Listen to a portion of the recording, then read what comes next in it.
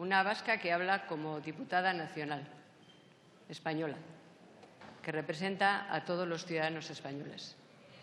Aquí una vasca que quiere decir también en esta tribuna que la violencia de romper la Constitución, la violencia simbólica a lo largo de la historia de la humanidad, siempre precede a la violencia física.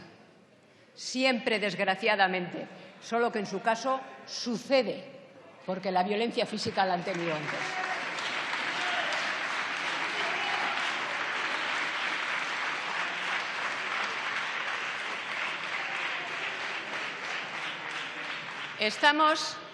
Estamos en un debate político importante para España.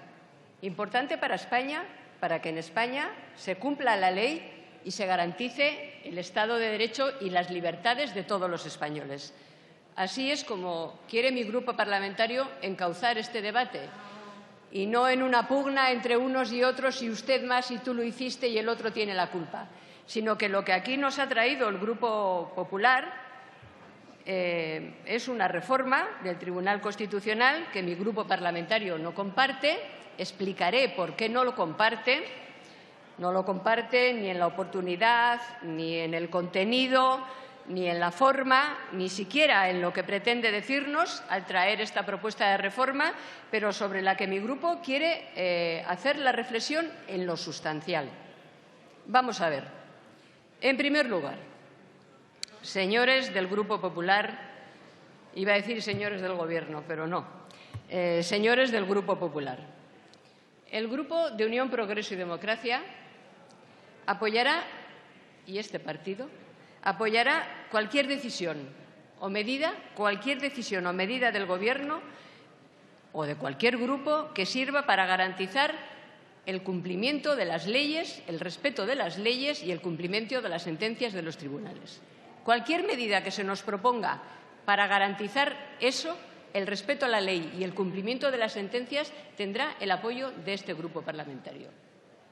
Aunque nos lo propongan en periodo electoral, si nos lo propusieran, aunque hagan ese ejercicio impresentable de traer al candidato autonómico a presentarlo, aunque, siendo así, en periodo electoral, con un ejercicio impresentable, sin pactarlo con nadie, sin explicárnoslo a nadie, si llegáramos a la conclusión de que era necesario, este grupo parlamentario les pondría verdes, pero lo apoyaría.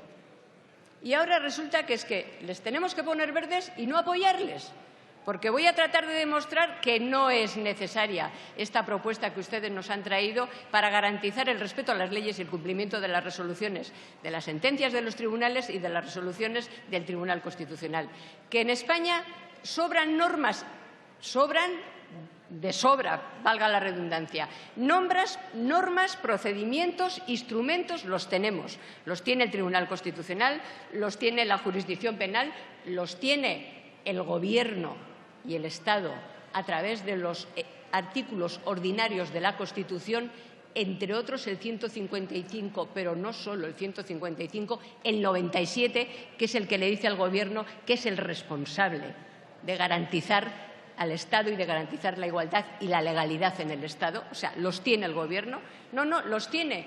Lo que no ha tenido el Gobierno, ni este ni gobiernos anteriores, ha sido el coraje para aplicarlos, la voluntad política para aplicarlos. Por tanto, el debate de hoy para nuestro grupo va de eso. ¿Hacen falta nuevos instrumentos jurídicos? Lo que ha ocurrido no en términos políticos. Oigan, que es que yo no quiero convencer a los independentistas de que dejen de serlo. Para nada. Yo no tengo ningún interés en convencer a los independentistas de que dejen de ser independentistas, ni a ustedes de que dejen de ser conservadores, ni a ellos de que dejen de ser socialistas. No, yo lo que tengo la obligación como representante, en este caso, de los españoles en esta tribuna y a los que están en el Gobierno como Gobierno de toda España, lo que tenemos la obligación es de obligar a todas las autoridades, lo mismo que a todos los ciudadanos, a cumplir la ley y a respetar las sentencias de los tribunales. Yo no quiero convencerles. A mí ni me molestan los independentistas, no me han molestado jamás, nunca, ni ahora, nunca. Lo que me molesta y lo que no tengo por qué tolerar es que se salte la ley y que incumplan las resoluciones de los tribunales. Eso no es una cuestión de miedo, señor Tardá. Eso es una cuestión de que sin ley no hay democracia. Ni democracia, ni historia, ni garantías, nada. La voluntad del pueblo, todo muy bien, pero dentro de la ley, oiga. Dentro de la ley y con respeto a las leyes. De la misma manera que no me parece presentable, perdóneme, señor Hernando, me gustó mucho su primera intervención, pero no me parece positivo comparar las diferencias políticas que las tenemos, bueno, yo las tengo y profundas, en fin, con el Gobierno del PP en toda esta cuestión, con las posiciones de aquellos que sencillamente dicen que no van a cumplir ni las resoluciones del Tribunal Constitucional ni las sentencias de los tribunales. Oiga, no, y que hay que hablar y que hay que negociar. Hombre, no, con quien no respeta las leyes no hay nada que negociar. Hay que negociar entre personas que tenemos posiciones políticas que pueden ser absolutamente divergentes, pero que estamos dispuestos a respetar la ley.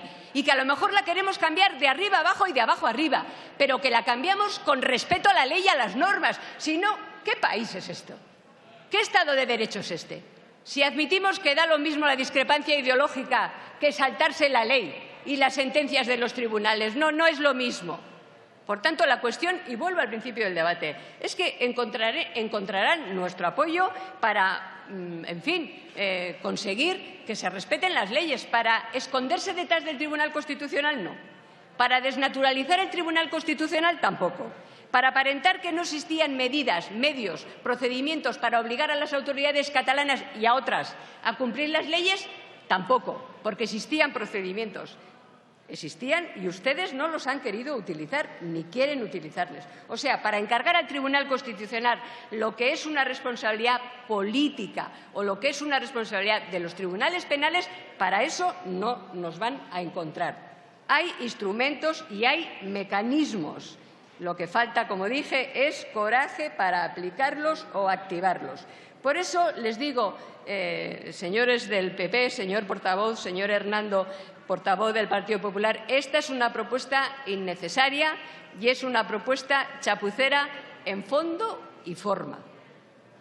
La forma no es solo cuando la han presentado y cómo, de eso ya he hablado antes, sino en el contenido. Verán, innecesaria porque, como decía, ya existen herramientas y mecanismos para que se cumplan las resoluciones del Tribunal Constitucional. Se han incumplido resoluciones como, por ejemplo, en fin, el derecho a escolarizar a los hijos en la lengua materna o como la convocatoria del referéndum, aunque le cambiaran de nombre. Convocaron un referéndum, aunque no le llamaron referéndum, que era inconstitucional, estaba declarado por 2 veces inconstitucional. ¿Se celebró el referéndum porque no había posibilidades de evitarlo? No, se celebró porque no tuvieron ustedes coraje de actuar, de decirle al fiscal que actuara y que interviniera. Porque no tuvieron el coraje para hacerlo. Lo hicieron, sí, después. Un mes más tarde que nosotros, por cierto. Pero instrumentos los había. No ha sido por falta de mecanismos, sino por ausencia de voluntad. No busquen ustedes, por tanto, a estas alturas de la legislatura, coartadas para que la gente crea que si las cosas han ido tan lejos, y digo tan lejos no en la reivindicación de independencia, que me importa un comino, tan lejos en el incumplimiento de las resoluciones del Tribunal Constitucional y de los tribunales, si han ido tan lejos ha sido porque no había mecanismos. No, ha sido porque hay un gobierno despótico en Cataluña. Despótico significa que se comporta al margen de la ley. Y hay un gobierno en España sin coraje para actuar políticamente. No, se ha dicho aquí, y en eso estoy de acuerdo con lo que decía el señor Aitor Esteban, el señor Esteban decía que ningún tribunal puede parar un golpe de Estado. No lo ha dicho de una manera, hablando de guerra, creo, lo he entendido. Si no lo ha dicho, lo voy a decir yo. Ningún tribunal puede parar un golpe de Estado incruento, político, lo que se está produciendo en Cataluña, porque es un gobierno que no cumple y que se salta las resoluciones de los tribunales y que dice que le da igual lo que decidamos o lo que decida cualquiera porque ellos van a hacer lo que les dé la gana, no va a cumplir las resoluciones de los tribunales ni va a acatar la Constitución, es un gobierno, efectivamente, que está dando un golpe de Estado. Eso no lo para ningún tribunal, lo para el Estado.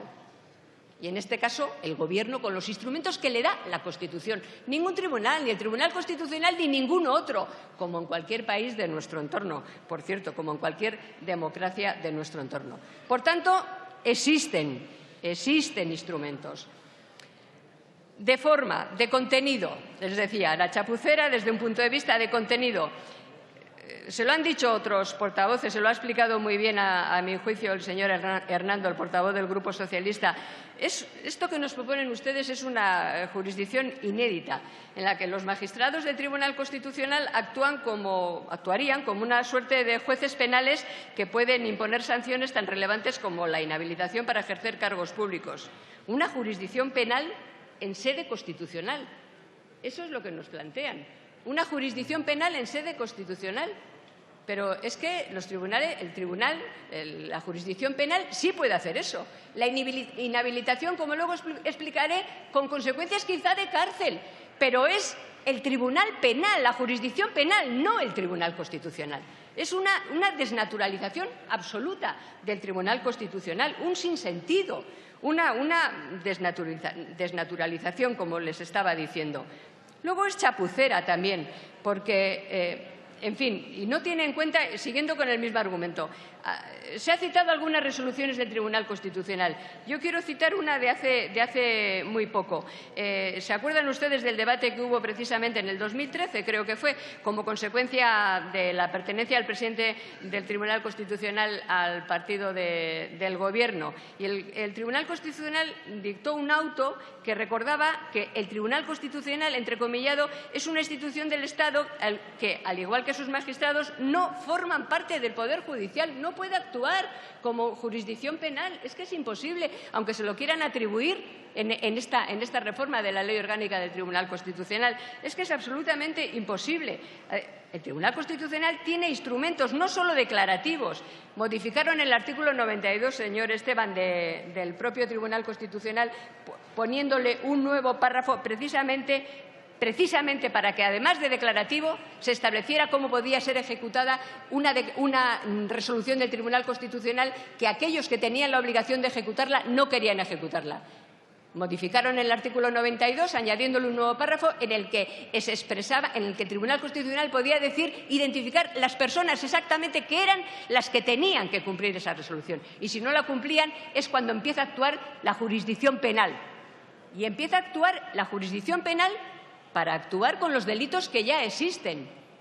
Sedición, por ejemplo. A ver, que no me lo estoy inventando, que está en el Código Penal y en los códigos penales de todas las democracias del mundo. Vamos, por tanto, a la actuación siguiente. Pasadas las actuaciones que tiene ya el Tribunal Constitucional para requerir y declarar la nulidad o suspensión de una declaración, por ejemplo, en este caso, unilateral de independencia. Tiene potestad para dictar resoluciones declarativas y también para dictar actos con posterioridad. Y también, como digo, existen soluciones jurídicas en el caso de un consciente y deliberado incumplimiento de las resoluciones. Existen, pero ustedes no las han aplicado. Por ejemplo, manifestación pública de declaración unilateral de independencia. ¿Tiene que actuar el Constitucional? A lo mejor después puede actuar, pero ante una manifestación pública de declaración unilateral de independencia, pongámonos en la noche del 27 o en la mañana del 28. Eso lo que supone es un indicio relevante del delito de sedición, establecido así en nuestro Código Penal. Pero es el Tribunal Penal el que tiene que actuar ante esa situación. No sería descartable, en ese caso, el ingreso en prisión de los sujetos. Todo ello incluso antes de que el Tribunal Constitucional se pronunciara al respecto. Simplemente se trata de activar la Fiscalía y también la Abogacía General del Estado. De activarla y de decirles que actúen. Igualmente, si se negaran a acatar el mandato, diligencias, abogado del Estado, Fiscalía, posibles delitos de prevaricación y desobediencia. Está en nuestro ordenamiento jurídico. Pero tienen que dar ustedes instrucciones al fiscal general del Estado y al abogado para que actúen, sin pervertir al Tribunal Constitucional y sin pervertir el trabajo del Tribunal Constitucional y la esencia misma del Tribunal Constitucional. Y luego, finalmente, está el denostado artículo 155 de la Constitución. Tribunal Constitucional, les he dicho los instrumentos, jurisdicción penal, les he citado algunos ejemplos, algunos instrumentos, y después viene el 155 de la Constitución. El artículo 155 de la Constitución, que algunos, en fin, personas poco sospechosas de no saber de derecho y poco sospechosas de no querer interpretarlo bien, pues se han empeñado en llamarle el artículo suspensor de la autonomía. Y yo lo digo permanentemente, me gustaría que la gente se lo leyera, porque el artículo 155 es un artículo ordinario de la Constitución. No es un artículo extraordinario, no está pensado ni para Cataluña ni para el País Vasco. Está en la Constitución desde que se aprobó la Constitución. Un artículo ordinario de la Constitución que no está para castigar a nadie, sino para defender el interés general, el imperio de la ley, para que la ley se cumpla en igualdad en cualquier territorio de España, para proteger a los ciudadanos de un gobernante que se vuelva loco en cualquier sitio de España, de un gobernante despótico, que se vuelva loco, entiéndanme, en términos de no querer aplicar las resoluciones de los tribunales o del Tribunal Constitucional. No, sencillamente, para eso está el artículo 155, para que se cumpla igual en cualquier parte de España, para que se garantice el imperio de la ley. Es un artículo para proteger a los españoles, para proteger a los ciudadanos, para proteger el interés general. Es un artículo que con título diferente y con número diferente existe en cualquier constitución democrática del mundo, porque es la defensa del interés general lo que tiene que primar y el imperio de la ley lo que tiene que primar en cualquier democracia del mundo. Por tanto, sí, si falla lo primero y falla lo segundo, o sea, si falla los instrumentos que he citado anteriormente, o aunque no fallen absolutamente y fallen relativamente, pues está también la aplicación del 155, que la tiene que activar el Gobierno, pero sin ningún tipo de complejo, porque tiene la obligación, porque es que no solamente tiene la obligación, sino que tiene el encargo de la Constitución de actuar de esa manera y en esa materia. El encargo creo que es del artículo 97 de la Constitución, el que le dice que lo que tiene que hacer es precisamente eso, la defensa del Estado, dice textual. Le corresponde al Gobierno la defensa del Estado y para eso tiene muchos instrumentos y uno, no menor, ni mayor, ni extraordinario, el artículo 155 de la Constitución. Comprendo, señorías, que… Señora Díez, tiene usted que ir termino. Todo es refutable, naturalmente, pero yo creo que a lo que no hay que tener miedo es a que se cumpla la ley y a reforzar el Estado de Derecho, y a que todos podamos vivir dentro de un Estado de Derecho en el que el ciudadano más humilde, al que tiene más poder, todos tengan que cumplir la ley, respetar la ley y cumplir las resoluciones de los tribunales. Yo esta historia de tener miedo ya me la conozco. Bueno, me conozco a la historia de los que dicen que hay que tener miedo a hacer determinadas cosas. Permítanme, presidente, un minuto o 30 segundos que termine mi intervención leyendo un párrafo de un artículo de Fernando Savater publicado en agosto de este mismo año. Él titulaba ese artículo Nubarrones, pero hablaba de lo que se llama el caso catalán. Y decía que el proceso, en este caso la declaración unilateral de independencia, decía en su último párrafo, no era malo porque fuera ilegal. Es ilegal porque es malo para la democracia. No es malo porque sea ilegal, sino es ilegal porque es malo para la democracia. Y decía así, lo peor sería que el Gobierno estatal no hiciera nada efectivo para impedirlo. Algunos se inquietan, ¿suspender la autonomía? ¿Y luego qué? ¿Encarcelar a más? ¿Y luego qué? Preguntas parecidas se hacían en el País Vasco cuando se intentaba acabar con el doble juego de los que pretendían a la vez estar en el Parlamento y apoyar a ETA. ¿Y legalizar a Herri Batasuna? ¿Y luego qué? ¿Encarcelar a la Mesa Nacional de HB? ¿Y luego qué? Pues luego, señorías, ETA dejó de matar. Gracias, presidente. Gracias, señora Díez. Por el Grupo de Izquierda Plural tiene la palabra el señor Coscubiela.